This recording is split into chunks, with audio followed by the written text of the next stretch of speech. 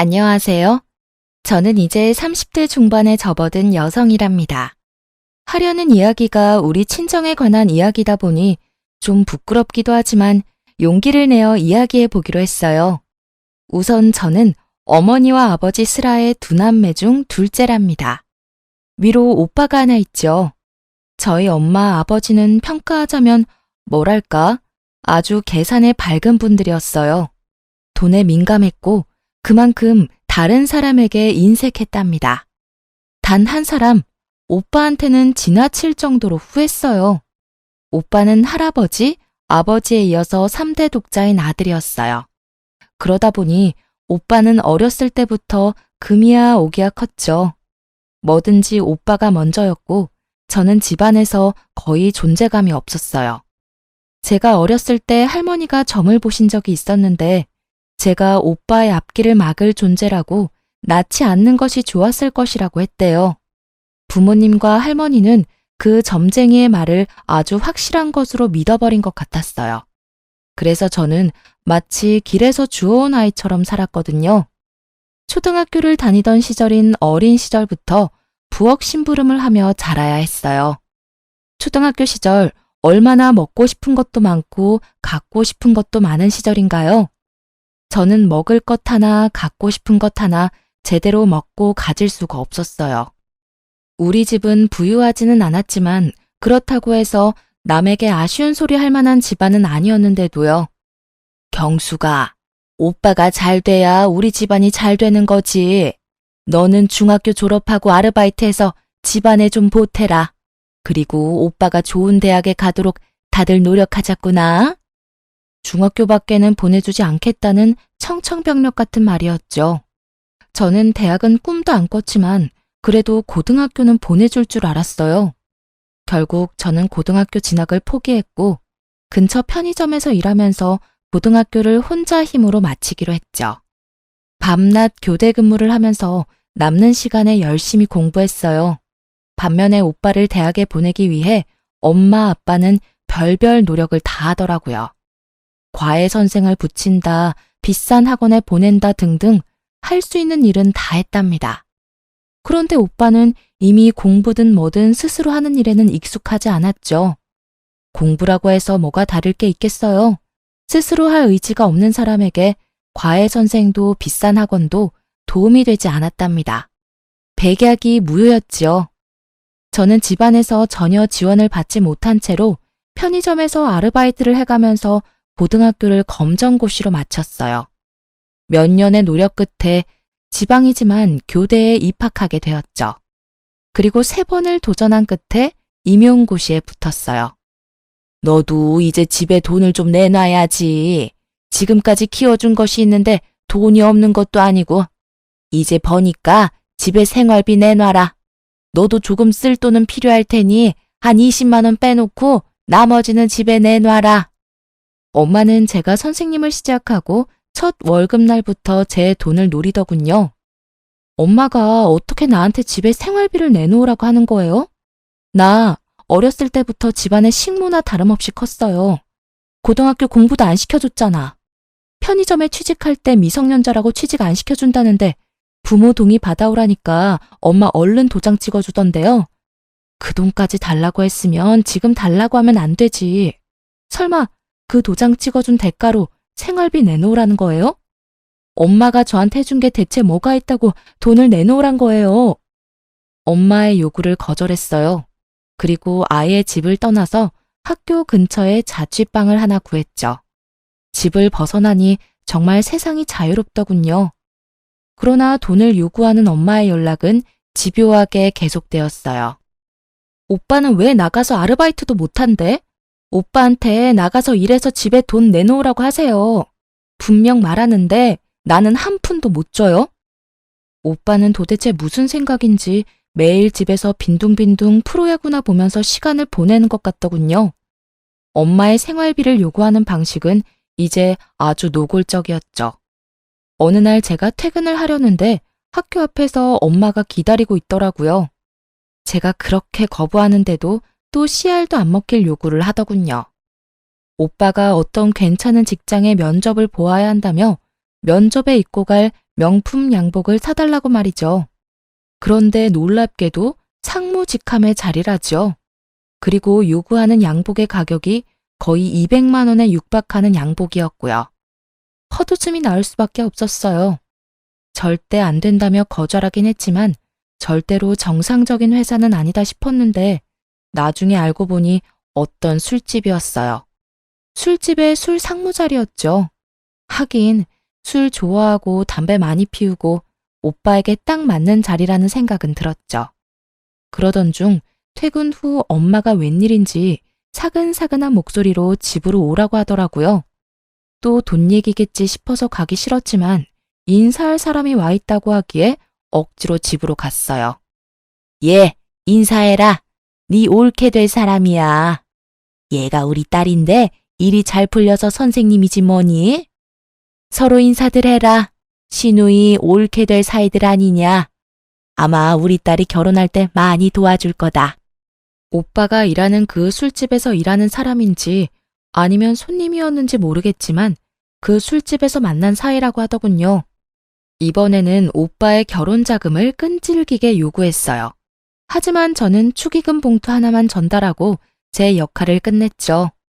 오빠는 결혼을 해서도 자기 살림을 꾸릴 능력이 없는 사람이었어요. 그 올케라는 사람도 도대체 밖에서 뭘 하는지 집에 붙어있지 않고 돌아다니는데 왜 두 사람 먹고 살 돈조차 벌 수 없는지 황당하더군요. 네 오빠가 그 상무자리 그만두고 사업을 좀 할 것 같구나. 그래서 말인데 경수가 네가 직업도 확실하고 신용도도 좋으니 대출을 최대한 받아서 좀 보태라. 네 오빠가 이번엔 사업 아이템을 제대로 잡았어. 생활비조차 못 버는 사람이 사업이라니. 그것도 대신 대출을 해달라고 부탁하는 엄마가 더 이상 제 부모로 보이지 않았어요. 저는 분명히 오빠한테 가는 돈은 못 해준다고 딱 잘라 말했고요. 한 푼도 못 내놔요. 나 어릴 때 부엉이라면서 자란 사람이에요. 인형 하나 사달라고 그렇게 말해도 누가 쳐다보기나 했어요? 내가 간신히 용돈 모아 사서 놀던 종이 인형 태우면서 놀던 오빠예요. 내가 너무 화가 나서 오빠를 밀었다고 나 매 무척 맞았어요. 도대체 밥 먹고 화장실 가는 거 말고 오빠가 스스로 할 수 있는 일이 뭔데요, 대체? 이번에도 엄마, 아버지가 대신 사업자금 마련해 주세요. 공부랑은 상관도 없는 사람 3수, 4수까지 시키면서 대학 보내겠다고 들인 돈 정도면 오빠 사업자금 대고도 남아요. 보세요. 얼마나 능력이 없으면 결혼하고 나서도 부모 손길 떨치지 못해 애새끼 마냥 돈 달라고 하는 꼴을 좀 보시라고요. 오냐, 그래. 내가 너한테 뭘 바라겠냐? 아이고, 제 오빠 앞길을 가로막을 것이라고 하더니만 아주 그 말이 딱 맞아. 제 오빠가 일을 하겠다는데 한 푼도 못 돕겠다고? 이게 낳고 키워준 대가냐? 엄마하고 이렇게 큰 싸움이 되었어요. 엄마가 절 한 대 칠 듯이 말했지만 제 입장을 굽히지 않았죠. 그런데 올케가 결혼한 지 7개월 만에 아들을 낳았어요. 알고 보니 속도 위반이었죠. 그렇게 세월이 지나면서 저도 이제 결혼을 생각할 나이가 되었어요. 같은 학교 동료 교사 한 사람이 제 마음에 들었죠. 학교 안에서 이 사람의 성실성과 근면함을 인정하지 않는 사람이 없었거든요. 인사고과 성적도 좋았고 학생들에게도 인기가 있는 사람이었어요. 그리고 그 사람을 아는 모든 사람들이 착하다고 평가하는 사람이었죠. 저하고는 나이 차이가 좀 있었거든요. 처음엔 서로 설레는 마음을 안고 연애를 시작했는데 시간이 지나도 선뜻 결혼하자는 말을 안 하는 거예요. 결국은 제가 먼저 마음을 밝혔는데 단번에 차이고 말았답니다. 나도 경숙 씨 참 좋아하는데 내 처지가... 미안해요, 경숙 씨. 나 살기 바빠서 연애는 지금처럼 가볍게 해도 저는 결혼은 못하겠어요. 정말 미안해요. 거의 울다시피 이런 말을 하는 것이었어요. 그 다음 날부터 그 사람에 대해 여기저기 물어보았어요. 동료 교사가 저에게 몰랐냐며 한 가지 말을 해주더군요. 아들 아이가 하나 딸려 있어요. 글쎄 아이가 어릴 때 아이 엄마가 사고로 세상을 떴다지 뭐예요? 젊은 사람이 재혼을 해야 할 텐데 아이 때문에 쉽지 않은가 봐요. 사람은 정말 어디다 내놔도 괜찮은 사람인데. 분명 저를 좋아한다는 진심은 느껴졌는데 그 사람에게 처한 환경이 그를 막고 있다고 생각했어요. 오히려 제가 그를 더 좋아하고 있는 처지라 아이를 함께 키울 자신은 크게 없었지만 선뜻 고백을 해버렸죠. 이런 일에 처음부터 자신 있는 사람은 없다고 생각했어요. 가장이 번듯하면 아이가 딸려 있건 없건 문제될 게 없다고 생각했고요. 그와 그의 아이를 키우면서 어려움도 같이 헤쳐나갈 마음의 준비를 했답니다. 저희 집에서는 한바탕 또 말거리가 생긴 셈이었죠. 하긴 네 주제에 그런 결혼밖에 더 하겠니? 부모한테 따박따박 대들면서 성질머리를 부렸었더니 아주 좋은 사람을 만났구나. 굳이 반대할 생각 없다. 네 마음대로 하려무나. 하지만 결혼 준비는 네가 다 알아서 해라. 네 오빠 결혼시켜서 돈도 없지만 말이다. 그렇게 그 사람과 100년 가약을 맺었답니다. 아이는 초등학교 1학년이었는데 눈이 똘망하니 귀여운 아이였어요. 신혼여행을 갔다 와서 친정이랍시고 인사를 갔는데 하다못해 사위 대접할 음식 하나를 제대로 만들어 놓지를 않았더군요. 제가 미안해서 남편에게 얼굴을 들 수가 없을 정도였어요. 그리고 어쨌든 제가 키우게 된 아이니 집에 인사를 시켰죠. 오빠의 아들과 내 아이에 대해서 차별은 뭐 보나 마나였죠. 아이는 둘인데 과자는 한 봉지만 사와서 어린 조카만 먹이는 것이었어요. 어릴 때 오빠와 저를 차별하는 것과 똑같더군요. 자칫하면 아이에게 저 어릴 때와 같은 상처를 줄 것만 같아 조마조마했어요. 아이가 참 어리지만 제 아빠를 많이 닮아 정말 착했어요. 남편은 말할 것도 없이 성실하고 착했고 아이도 수줍게 저를 잘 따랐어요. 남들이 뭐라고 하건 저는 정말 행복한 결혼 생활을 누리고 있었죠. 하지만 한 가지 걱정거리가 있었어요. 그것은 남편이 너무 착해 빠졌다는 것이었죠. 불쌍한 걸 보면 그냥 지나칠 줄 모르는 사람이었어요. 주머니에 차비 한 푼 안 남기고 길거리에서 폐지를 줍는 할아버지에게 다 털어서 드리고는 걸어오는 일도 있었어요. 그러던 중에 우리 집에 뜻밖의 사람이 찾아왔는데요. 웬 품이 있어 보이는 노신사가 저희 집을 두드렸죠. 저는 신명순 씨의 유언을 집행하러 온 변호사입니다. 신명순 씨가 유일한 혈족인 김남훈 군에게 상속분을 남기셨어요. 무슨 상속일까 싶어서 이야기를 들어보았는데 알고 보니 상속을 해준 사람은 아이의 친외할머니라는 것이었어요. 아이의 엄마는 그 할머니의 외동딸이었고 아이 외에 다른 혈족도 없다는 것이었죠. 그래서 아이에게 유언으로 단독 상속을 받도록 했다는 것이었어요. 그런데 그 상속의 내용을 보고 저흰 정말 깜짝 놀랐답니다. 경기권의 토지에 상가에 현금에 수십억에 달하는 재산이었어요. 아이 아빠도 자신의 전 장모에게 그런 정도의 재산이 있었다는 것은 몰랐다고 하더군요. 아이 아빠는 집이 좁아서 아이가 뛰놀기에 적당하지 않고 제가 불편할 것이라며 우선 집부터 옮겼고 그러고는 다른 일에 특별히 돈을 쓰지 않더군요. 학교도 그만두지 않고 여전히 성실하게 일했고 저 역시도 계속 학교에 나갔어요. 그렇게 평상시와 다름없는 일상이 흐르고 어느 날 친정에서 전화 한 통화를 받게 되었어요. 남편과 함께 친정에 가보니 그야말로 난리가 났더군요. 아이고 내 팔자야. 같이 사업을 하겠다기에 여기저기서 빚을 얻어서 3억이나 만들어 주었더니 그걸 들고 튀어버렸어. 이 썩을 며느리년이. 아이고. 네 오빠 사업할 돈이었다. 아이고. 그걸 몽땅 가지고 날라버렸어. 내가 사람을 미리 알아보았어야 하는 건데. 엄마가 땅을 치고 울고 있었고 아버지는 창가에서 담배만 피우고 있었어요. 도대체 우리 가족들 능력으로 어떻게 3억이나 되는 돈을 마련할 수 있었는지 알 수 없는 일이었어요. 그런데 이 일의 불똥이 우리 집에까지 튀고 말았죠. 여보게 김서방, 자네 처가가 알다시피 지금 난리가 났네. 3억 원만 좀 도와주게. 자네 입장에서 3억 원은 별 큰 돈은 아니지 않나. 꼭 좀 도와주게. 예, 경수가 네 남편한테 말 좀 해봐, 어서. 제게 부탁하면 씨알도 안 먹히니 마음 약한 남편을 건들기 시작했어요. 설마 착한 제 남편이 그러겠다고 말이라도 해버릴까봐 단번에 싫다고 거절했죠. 지금 그걸 말이라고 해요? 3억이 어디서 났는지 모르겠지만 3억을 관리 못한 오빠 책임이지 왜 우리한테 빌려달라 그래요? 돈 앞에서 치사하게 굴 때는 언제고 우리 식구한테 요구할 입장이 된다고 생각해요? 오빠가 스스로 일을 해서 벌어서 써야죠. 그놈의 사업.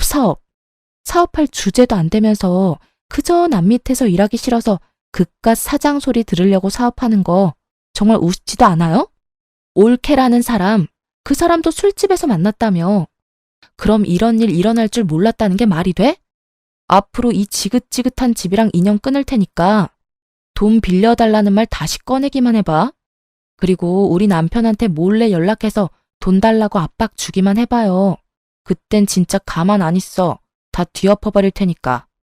내 말 잘 알아들어요? 제가 아주 단호하게 거절을 하니까 집요하게 조르던 부모님이 일단 물러서더군요. 저는 이렇게 친정집으로부터 더 멀어지고 있었어요. 엄마, 아버지도 그리고 그 한심한 오빠도 더 이상 보고 싶지가 않더라고요. 착하디 착한 남편은 또 가족끼리 그러는 거 아니라고 저를 설득했고요. 저는 남편한테 착한 것이 나쁜 것은 아니지만 무조건 착한 것도 문제가 될 수 있을 것이라고 따끔하게 일렀죠. 그런데 그 무렵 친한 친구한테 전화를 한 통화 받았어요. 예, 경수가. 이게 얼마만이니? 너 결혼식 때 보고 이게 처음인가 보다. 얼마나 깨가 쏟아지길래 이렇게 연락이 없니? 저는 그동안 직장 다니랴 아이 키우랴 정신이 없었다고 친구한테 미안하다고 사과를 했는데 뜻밖의 대답이 들려왔어요. 예, 나 말야, 네 오빠 제주도에서 봤는데 꽤 고급 호텔이었거든? 그런데 네 오빠랑 네 부모님까지 다 같이 있는 것 같더라. 너 알고 있나 싶어서 연락했어. 저는 웃으면서 친구한테 잘못 본 거 아니냐고 되물었죠. 친정 상황이 그런 비싼 곳에 드나들 상황이 아니라고 말이에요. 그랬더니 친구가 두 눈으로 똑똑히 보았다며 셋이 지금 어디에 머물고 있는지 꼭 확인해 보라며 당부하더군요. 전화를 끊고 곰곰이 생각하다가 결국 친정집으로 가보았죠. 정말 황당하게도 다른 사람이 살고 있더라고요. 저한테 알리지도 않은 채 이사를 한 것 같더군요. 그럼 친구의 말이 맞다는 건데 3억이 없어 구걸하던 가족들이 갑자기 고급 호텔이라니 너무 찝찝한 건 어쩔 수 없더라고요. 남편에게도 이 사실을 알렸더니 갑자기 제게 충격적인 말을 건네더라고요.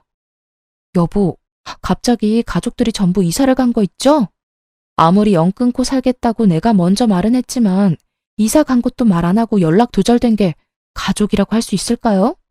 당신은 혹시 뭐 들은 거 없어요? 사실 당신이 싫어할까봐 말을 못했는데 처남댁이 사업을 한다고 해서 돈을 빌려준 거 사실 나였어. 그리고 그걸 처남댁이 들고 사라졌다고 해서 해결해준 것도 또 나였고. 미안해. 처가는 어려운 것 같은데 당신은 죽어도 반대할 것 같고 해서 나중에 이야기해서 이해받아야겠다고 생각하고 그렇게 했었어. 미안해. 정말 미안해. 그러니까 처음에 오빠와 올케가 같이 사업을 하겠다고 해서 빌려준 돈 3억? 그걸 올케가 들고 튀었다면서 또 빌려간 돈이 또 3억이라는 것이었죠. 합쳐서 자그마치 6억이었어요. 이제는 저도 남편의 그 대책 없는 착한 성격에 대해 참을 수가 없었어요. 여린 사람이라는 것을 알면서도 대체 왜 그런 큰 돈을 제게 말도 없이 해줬는지 남편에게 큰 실망을 하고 말았어요. 6억이 6만 원인 줄 알아요? 당신 정말 왜 이렇게 내 말 안 들어? 그 돈이 거기 가서 쓸모 있는 곳에 쓰인다면 내가 말을 안 해. 보나마나 되지도 않을 사업에 투자해버리고 날릴 돈이었다고. 도대체 내가 우리 친정 도와달라고 말한 적 있어요? 왜 시키지도 않은 짓을 해서 날 이렇게 난처하게 만드는 거예요? 지금 내 속이 얼마나 끓고 있고 나문이한테 미안한 줄 알아요? 제발 그 성격 좀 고쳐요. 네? 무턱대고 착한 것만이 능사가 아니라고요. 착한 남편은 그저 미안하다는 말만 계속하더라고요. 친정 식구들이 결국 착하디 착한 남편의 성격을 이용해 저를 그리고 우리 집을 속인 것이었죠. 돈이란 거 그거 부질없는 거야. 돈 때문에 그렇게 화내지는 마. 당신답지 않아. 돌아올 돈이라면 다 돌아오게 되어 있어.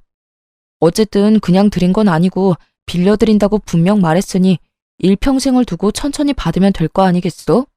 그 이후로도 남편은 별 걱정이 없어 보였답니다. 그저 평상시와 다름없는 일상을 살았고 또 저만 속을 끓이고 말았죠. 남편과 아이에게 미안해하면서도 그만한 돈을 턱 친정 식구들에게 내어준 남편에게 바가지를 긁었답니다. 그러다가 저까지 그냥 있을 수만은 없다는 생각이 들었어요. 돈을 6억이나 떼어놓고도 착해 빠지기만 한 남편을 대신해서 아름아름 친정 식구들의 소식을 알아보기 시작했어요. 쉽지는 않았지만 돈을 써서 알아보니 금방 찾게 되더군요. 서울에 위치한 호화 빌라에서 떵떵거리며 사는 것 같더군요. 착해 빠진 남편은 제껴놓고 저 혼자 친정으로 찾아갔죠. 초인종을 누르자 안에서 화면으로 저를 본 엄마가 놀라더군요. 그런데 그 순간 계단을 올라와 친정 쪽으로 걸어오는 누군가의 얼굴에 소스라치게 놀라고 말았습니다. 돈을 들고 튀었다던 그 올케란 년이 손에 명품 로고가 붙은 쇼핑백을 잔뜩 들고 집으로 들어오다가 저에게 딱 걸린 거였죠. 올케를 붙잡아 세우고 같이 들어가기 전까지는 집에 못 들어갈 거라고 엄포를 놓았어요. 그냥 엄포가 아니라 정말 한 발자국도 물러설 생각이 없었거든요. 올케는 집으로 들여야 했으니 결국은 엄마가 문을 열었죠. 아버지와 오빠가 저를 보고 귀신을 본 듯 놀라더군요. 집에 와서 남편에게 친정 식구들의 소재지를 알아냈다고 이야기해 주었어요. 남편이 알 수 없는 미소를 띠더군요. 여보가 직접 알아낼 줄은 몰랐네. 그 돈 빌려드리면서 계속 사람 붙여서 당신 친정 식구들 움직이는 거 관찰하고 있었어. 당신이 괜한 고생을 했네. 저는 남편의 이런 말에 의아할 수밖에 없었답니다. 그러면서 남편이 제 앞으로 서류 봉투를 하나 내미는 것이었죠. 서류를 살펴보니 차용증이더라고요. 3억 원짜리 차용증 2장이었어요. 모두 공증까지 된 법적으로 완벽한 효력을 발휘할 증서라고 적혀 있었죠. 거기다가 아버지와 엄마, 오빠와 올케가 연대 채무자로 설정해 놓았더라고요. 나는 당신 친정 식구들이 당연히 이 돈을 떼어먹을 것이라고 생각했었어. 얼마 안 지나서 연락도 없이 이사하셨다는 것도 알았고, 다 알고도 당신한테 말을 안 한 건 당신 신경 쓰이지 않게 내가 알아서 다 해결하려고 했었고, 그러니까 너무 화내지 말고. 내가 어떻게 화를 내겠어요. 어떻게 그런 생각까지 할 수 있었어요? 그냥 물러빠진 줄로만 알았는데 다시 보이네요. 제가 그 차용증 사진을 찍어서 엄마 핸드폰으로 보냈어요. 이 차용증을 근거로 법적 대응을 할 것이니 알아서 처신하라고 말이죠. 엄마가 다음날 우리 집으로 찾아와선 허리를 굽히며 말하더라고요. 아유, 차용증까지 썼는데 우리가 설마 돈 떼어먹겠니? 그 돈 갚을 생각이었다. 그러니 사위한테도 걱정 말라고 해라. 그리고 무슨 부모 자식 간의 법적인 대응이냐? 그런 말 말고도 우리 이제 왕래하며 지내자꾸나. 그렇게 친정엄마가 위선적인 살가운 인사까지 하고 집으로 돌아갔죠. 한동안 아무 연락이 없었고 저도 계속 친정 식구들을 관찰하고 있었어요. 그러던 어느 날, 그날 제가 몸이 많이 아팠어요. 몸살로 며칠을 고생 중이었는데 정말 칠판에 글씨 쓸 힘도 없어서 어쩔 수 없이 교감 선생님께 대체 수업을 부탁하고 조퇴를 신청했어요. 그런데 집으로 들어가 보니 어떻게 들어왔는지 올케와 엄마가 저희 집에 들어와 있더군요. 당황한 건 서로 마찬가지였어요. 네가 왜 벌써? 아직 올 시간이 아닌데. 아니, 난 몸이 아파서 조퇴했는데 지금 우리 집에서 뭘 하는 거예요? 도대체 어떻게 들어왔어요? 왜 남의 허락도 안 받고 들어와요? 그런데 당황하던 엄마와 올케가 득이양양한 미소를 짓고 말했어요. 다 들어오는 방법이 있지. 그나저나 네가 그렇게 내세우던 차용증이 이제 우리 손에 있구나. 저는 순간적으로 차용증이 있었던 서재로 향했답니다. 남편의 책상 서랍 잠금 장치가 부서져 있었고 그 안에 있던 차용증이 둘 다 사라져 있었죠. 차용증을 손에 넣은 올케와 엄마는 아주 의기양양하게 집에서 나가더군요. 도어락 비밀번호를 어떻게 알았을까 싶었어요. 올케와 엄마가 그렇게 돌아가고 퇴근한 남편에게 말했어요. 차용증을 훔쳐갔다고 말이에요. 남편이 서재를 보더니 한숨을 쉬더군요. 걱정하지 마. 내가 다 알아서 할 테니까. 아무래도 일을 좀 더 빨리 진행시켜야겠네. 그러더니 어딘가에 전화를 걸어서 질문을 몇 가지 하더니 설명을 들은 남편은 고개를 끄덕이며 겉옷을 챙기기 시작했어요. 잠시 나갔다 오겠다던 남편은 어떤 신사분하고 같이 들어오더니 제게 얼른 친정으로 가자고 말하더군요. 영문도 모른 채 일단 남편을 따라 나섰죠. 친정으로 가자 의외로 쉽게 문을 열어주더군요. 아마도 차용증이 자신들의 손에 있다는 자신감 때문이었을 거예요. 가보니 네 식구 모두 있었어요. 장모님, 그리고 처남댁, 저희 집에 무단으로 침입하셨네요. 어떻게 문을 열었을지는 저도 다 압니다. 당신들 뒤에 붙여놓은 사람들이 전부 낱낱이 말해줬거든요. 도어락 기술자한테 연락해 경숙씨 주민번호까지 도용해선 문 좀 열어달라고 부탁했다죠. 3배가 넘는 돈을 지불하면서요. 이거 명백히 주거 침입입니다. 제가 그것도 모르고 있을 줄 알았나요? 그리고는 남편이 핸드폰을 열어 파일을 찾더니 오디오 파일 하나를 들려주는 것이었어요. 아이고, 내 팔자야. 같이 사업을 하겠다기에 여기저기서 빚을 얻어서 3억이나 만들어 주었더니 그걸 들고 튀어버렸어. 이 썩을 며느리년이. 아이고. 엄마의 이 거짓 하소연이 그대로 녹음되어 있는 것이었어요. 오빠의 목소리도 또렷하게 녹음되어 있더군요. 올케와 사업을 하겠다고 하면서 3억 원을 빌려달라면서 언제까지 갚겠다며 약속하던 말이었어요. 너무 큰 돈을 요구하시기에 제가 할 수 없이 녹음을 좀 했습니다. 첫 번째 채무에 대해서는 당연히 갚을 날짜가 지났으니 채무 불이행 소송을 진행할 생각입니다. 그리고 두 번째 채무에 대해서도 도주한 사실이 없는 처남댁이 도주했다고 하면서 또 저를 속이셔서 돈을 빌려가셨으니 당연히 사기죄로 법의 심판을 받게 할 것이고요. 그리고 그 신사분이 봉투를 열어 서류들을 꺼내 보이는 것이었어요. 집에 있던 차용증을 자세히 안 보신 모양입니다. 그것들은 모두 사본이에요. 정보는 공증을 마쳐서 제게 보관을 시키셨죠. 저는 이분의 변호사입니다. 엄마와 올케 얼굴이 새파랗게 질리는 것을 볼 수 있었죠. 에이, 자네가 설마 그걸 가지고 우리를 어떻게 하려고? 자네 착한 사람 아닌가? 그리고 그 돈 정도야 자네 입장에서 큰 돈도 아니고 말이야. 그저 저가 좀 도와주었다고 생각하면 되는 게야. 자네는 길거리에서 일하는 할아버지도 지나치지 못하고 도와준 사람 아닌가? 친정아버지는 당황하면서 이 사태를 없던 것으로 덮으려고 애를 쓰더군요. 아무리 화가 나더라도 친정아버지를 때릴 수도 없고 정말 제가 우리 할아버지로 환생을 하고 싶더라니까요. 그러면 하다못해 종아리라도 몇 대 칠 수 있잖아요. 길에서 일하는 할아버지야 그 연세에도 열심히 사시는 분이니 차비까지 털어서 도와드렸죠. 그분이 정말 필요한 일에 쓰시겠다고 6억을 빌려달라고 하면 저 또한 빌려드릴 용의가 있습니다. 스스로 노력이라는 걸 하는 사람이니까요. 그런데 지금의 경우는 그 경우하고 완전히 다른 것 같은데요. 이렇게 말하는 남편이 마치 처음 보는 사람 마냥 낯설게 느껴지더군요. 그 착해 빠진 사람은 어딜 가고 마치 영화에서 본 셜록 홈즈 같이 날카롭고 냉철해 보이는 남편이 제 눈앞에 서 있었어요. 제가 2번이나 아무 말 없이 도와드렸죠. 그리고 평상시에 제 성격을 아시고는 공증된 차용증까지 만드시고도 아무 일도 없을 것이라고 생각하셨겠죠. 하지만 말입니다. 동네를 돌아다니는 코딱지만한 강아지도 꼬리를 밟히면 짖는 법입니다. 제 믿음을 2번이나 배신하셨어요.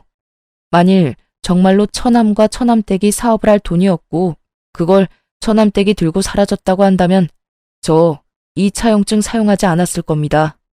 그런데 네 분이 완전히 저를 바보로 생각하셨네요. 그래서 2번에 걸쳐 6억을 저를 속여 뜯어내신 거였고요. 애초에 처남과 처남댁의 사업 얘기부터가 거짓이었죠.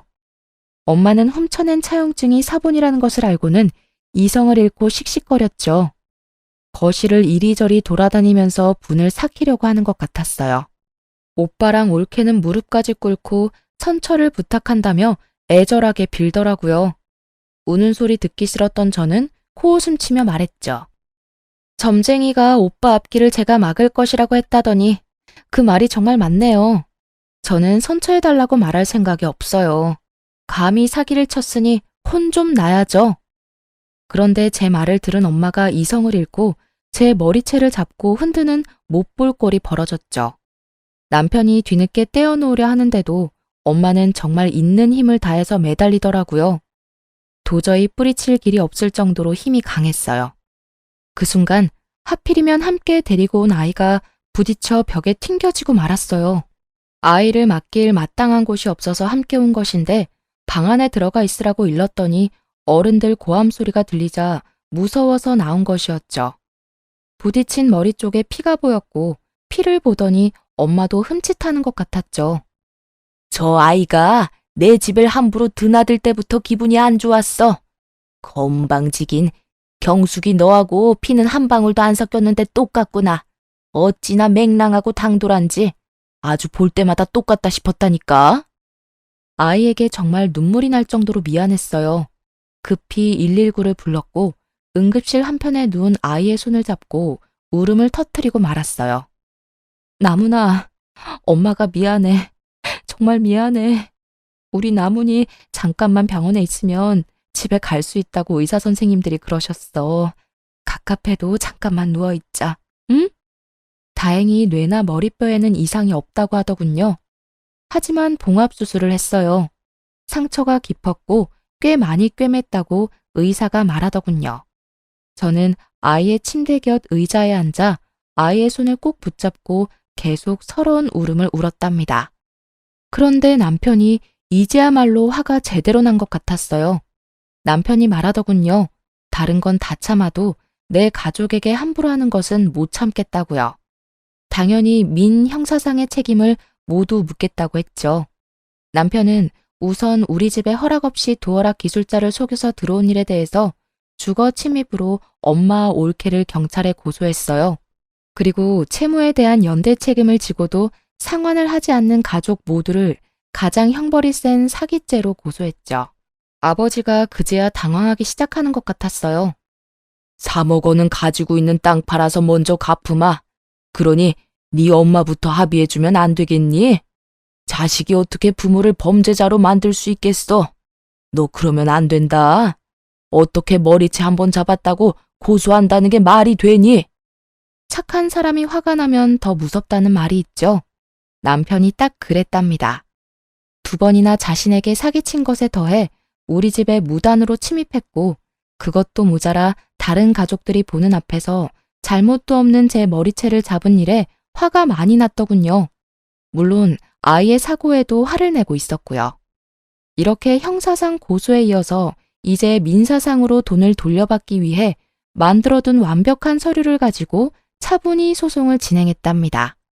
재산을 은닉할 것을 우려해 변호사의 도움을 받아서 친정 식구들의 명의로 되어 있는 자산에 대한 가압류부터 신청하더군요. 당신 식구들이 나를 어지간히도 얕잡아 보았나 봐. 그렇게 6억씩이나 나를 속여서 뜯어내놓고도 재산 한 푼 남의 명의로 돌려놓질 않았더군. 내가 알아봤자 아무 짓도 못할 것이라고 생각했었던 모양이더라고. 아마 재산을 다른 사람 명의로 돌려놓았다면 평생 하는 일에 대한 급여에도 압류를 넣어 일생 동안 받을 생각도 있었지. 저는 이제야 가슴을 쓸어내릴 수 있었답니다. 도와줄 때는 진심으로 도와주었지만 친정에서 제가 결혼 전까지 겪은 서러운 일들을 모두 들은 남편이 미리 완벽한 서류를 만들어둔 것이었죠. 그렇게 해놓고도 친정 식구들은 저와 남편을 철저히 무시했던 모양이더군요. 호화빌라를 엄청난 보증금을 내면서까지 월세로 살았고 남는 돈으로 여기저기 여행을 다니면서 생활을 했던 것 같았어요. 그리고 경찰이 증거물로 압수한 오빠와 아버지의 핸드폰에서 이런 경악할 문자까지 보게 되었는데요. 아버지, 매제가 아주 물컹이인데 말이에요.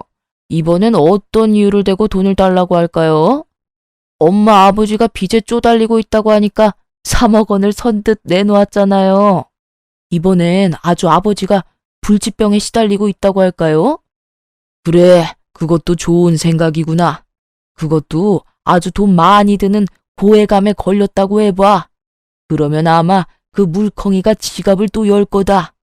빌려간, 아니 사기친 돈으로 호화 생활을 하며 떵떵거리던 친정은 이제 폭망할 처지에 놓이고 말았어요. 그런 친정 부모와 오빠에게 제가 한마디 해주었어요. 나더러 애딸린 신랑 만났냐고 비웃더니 도대체 사람 보는 눈이 있는 거예요, 없는 거예요? 올케 절대로 좋은 엄마나 며느리 될 사람 아니었어요. 그것도 못 알아보고 착한 사위는 이용하고 도대체 어떻게 사람들이 이래요? 스스로 살아갈 생각은 전혀 없고 기재라도 걸려서 다행이지. 아무 죄 없는 남편이랑 제가 피눈물 흘리는 건 안중에도 없죠. 모든 법적인 절차를 다 동원해서 당한 값은 모두 되돌려 줄 테니까 알아서들 하세요. 집안 사정이 이렇게 되자 올케네는 매일 밤 부부싸움이 일어난다고 해요. 얼마나 크게 싸우는지 옆집 할머니가 신고를 다 했더라고요. 정말로 올케가 집을 나가겠다고 선전포고를 했는지 부모님도 한 번 더 찾아와 제게 싹싹 빌더군요. 그런데 정말 친정 식구들 구제불능이었어요. 다른 사건 하나가 또 저를 웃게 만들었답니다. 친정 일이라면 이제 아주 서러운 일이라도 눈물보다 웃음이 먼저 나오더군요.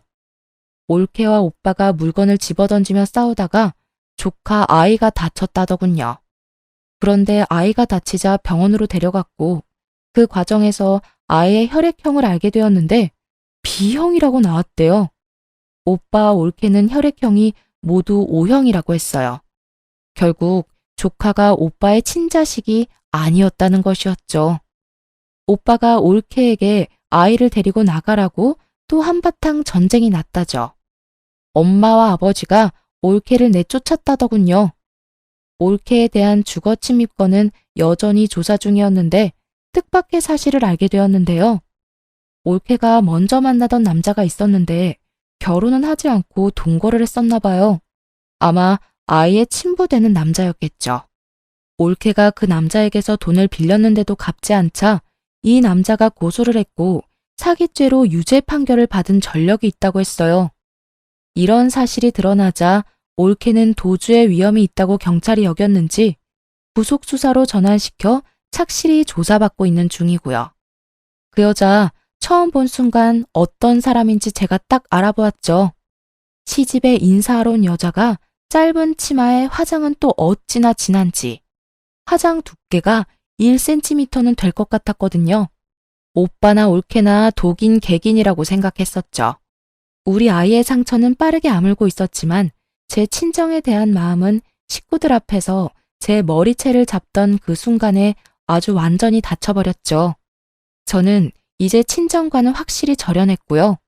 하지만 지금도 끈질기게 합의를 요구하고 소송을 취하해달라고 싹싹 빌고 있어요. 남편과 저는 절대로 그럴 생각이 없다는 입장이고요. 사람과 사람 관계라는 것이 참 어렵다는 생각이 들더군요. 도대체 자신들 슬하에 태어난 모두 같은 자식인데 저한테만 왜 그렇게 심하게 대하며 키웠는지 엄마에게 물었었죠. 점쟁이가 네가 우리 집안에 재수가 없는 아이라고 했다. 원래 내다 버리라고 했었어. 그 말을 들었어야 했는데 그러지 못해서 이렇게 됐구나. 부의 막급이다. 그저 평범하게 다른 집들처럼 공평하게 자랐더라면 아마도 가족끼리 서로 도울 수 있었을 거예요. 그런데 이 당연한 일이 왜 우리 집에서는 그렇게도 어려웠던 것일까요? 엄마를 비롯해 가족들의 사기 혐의에 대하여는 피해액이 5억이 넘는 경우이므로 특정 경제 가중처벌법이 적용되었어요. 그래서 이를 주도한 엄마가 1년 6월에 징역을 선고받았어요. 오빠도 엄마보다는 혐의가 약한 것으로 인정되었지만 특경법에 의해 징역 1년을 선고받았죠. 올케는 약식 기소로 벌금 500만 원을 내게 되었고요. 그리고 친정 식구들에게 남은 것은 하나도 없었죠. 살고 있던 집, 그 외에 우리에게서 가져간 돈으로 사놓은 부동산 등 모든 재산이 차용증을 근거로 압류되었죠. 들려오는 말로는 방 한 칸에서 아버지 혼자 지낸다는 말을 들었어요. 제 남편에 대한 사기에서 가장 적은 역할을 했다고 해서 아버지는 기소되지 않았죠. 세월이 다시 무심하게 흘렀어요. 아이는 어느새 자라 초등학교 5학년이 되었답니다. 머릿속 깊숙이 봉합수술을 한 흉터가 남고 말았어요. 아이의 머리를 쓰다듬을 때마다 미안함에 그저 눈물만 흘렀어요. 서러웠던 시간이 저에게서 점점 멀어지고 있었지만 아이의 그 상처가 마치 그 모든 세월을 대변하고 있는 것 같았답니다. 그리고 사람의 기억이라는 것이 그렇게 쉽게 지워지는 것은 아니더군요. 어렸을 때부터 시작해서 아이의 머리가 그렇게 다칠 때까지의 과정이 자꾸만 생각나지 않을 수 없었어요. 제가 무얼 어쨌다고, 도대체 집안에 무슨 죄를 지었다고 그렇게까지 증오를 표출했는지 정말 알다가도 모를 일이었어요. 사기죄로 검찰이 엄마를 기소하고 재판을 받는 과정에서도 재판부에 빌긴 했지만 가끔 저와 눈이 마주칠 때 그 눈빛으로 보아 결코 진심으로 잘못했다고 생각하지 않는다는 것을 알 수 있었죠. 최근엔 우리 가정에 경사 하나가 생겼답니다. 다름 아니라 제가 임신을 하게 된 것이었어요. 차별, 생각만 해도 끔찍한 그 일을 혹시 제가 저지르지 않을까 내심 큰 걱정이 되었어요. 내가 우리 나문이하고 이제 곧 태어날 아이를 조금이라도 차별하는 일이 생기지 않을까요? 나도 사람이고 무엇보다 핏줄이라는 게 무서운 거라서 내가 조금이라도 그 사람들을 닮지 않았을까 걱정이 되거든요. 아이를 가졌다고 마냥 기쁠 수가 없어요. 당신 집안에서 누구 하나라도 중심을 잡고 잘못된 것이라고 했었다면, 예컨대 아버님이라도 그러셨다면 일은 많이 달라졌을 거야. 우선은 당신이 반듯한 사람이고 내가 있잖아. 동생이 생긴다는 말에 나문이도 좋아했어요. 손을 꼽아가면서 동생을 기다리는 것 같더군요. 비록 오빠가 있었지만 형제간의 정이라는 것은 생각도 못했던 제 어린 시절의 처지가 다시 생각났죠. 우리 아이들은 그런 일 없이 잘 자라나겠죠? 지금까지 지지리도 부모 복은 없지만 남편 복과 자식 복은 있는 제 이야기를 길게 들려드렸어요. 앞으로 제 앞길에는 행복한 일만 있을 것이라고 생각한답니다. 긴 글 끝까지 들어주셔서 감사합니다.